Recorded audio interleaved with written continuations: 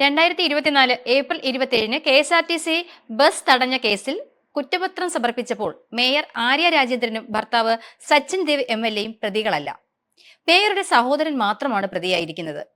അതായത് ബസ് ഡ്രൈവറെ തടഞ്ഞ കേസിൽ മേയർ ആര്യ രാജേന്ദ്രനെയും ഭർത്താവും MLA-യുമായ സച്ചിൻ ദേവിനെയും കുറ്റപത്രത്തിൽ നിന്നും വളരെ നൈസായി ഒഴിവാക്കിയിരിക്കുകയാണ് പിണറായി പോലീസ്. നിയമോപദേശം തേടിയ ശേഷമാണ് മേയറെയും MLA-യും ഒഴിവാക്കിയതെന്നാണ് പോലീസ് നൽകുന്ന വിശദീകരണം. പക്ഷേ ജനങ്ങൾക്ക് മനസ്സിലാകുന്നത് പ്രൊഫൈൽ നോക്കി നടത്തിയ ഒരു പ്രത്യേക തരം ഒഴിവാക്കൽ എന്ന് തന്നെയാണ്.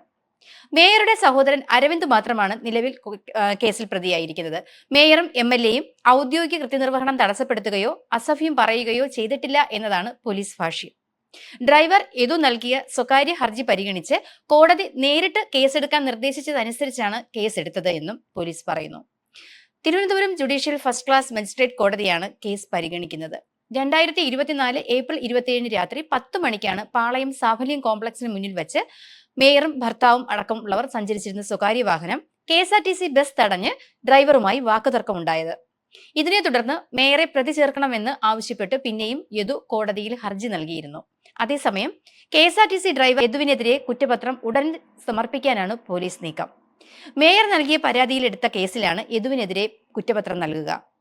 മേയറെയും ഒപ്പമുള്ളവരെയും അശ്ലീല ആംഗ്യം കാണിച്ചുവെന്നാണ് കേസ്. മ്യൂസിയം പോലീസാണ് കുറ്റപത്രം നൽകുന്നത്.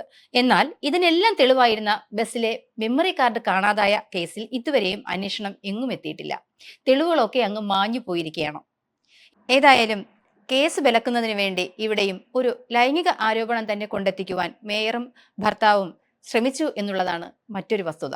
എന്തിനും ഏതിനും പൊട്ടിത്തെറിച്ച് ഷോ കാണിക്കുന്ന ഗതാഗത വകുപ്പ് മന്ത്രി ഇതൊക്കെ മറന്നുപോയോ എന്നും സംശയിക്കേണ്ടിയിരിക്കുന്നു. ഏറ്റവും പ്രായം കുറഞ്ഞ മേയർ എന്ന പേരിൽ CPM ആര്യ രാജേന്ദ്രനെ അവതരിപ്പിക്കുമ്പോൾ അതേ മേയറുടെ തന്നെ വീര്യം ഇത്തിരി കൂടിയ അഴിമതി കഥകൾ കേട്ട് പൊറുതിമുട്ടിയിരിക്കുകയാണ് തിരുവനന്തപുരത്തെ ജനങ്ങൾ. കഴിഞ്ഞ 5 വർഷത്തിനുള്ളിൽ മേയർ സൃഷ്ടിച്ച വിവാദങ്ങൾ ചില്ലറയൊന്നുമല്ല. അഴിമതിയുടെ ആൾ രൂപം എന്ന് പറയേണ്ടി വന്നാലും തെറ്റില്ല തന്നെ.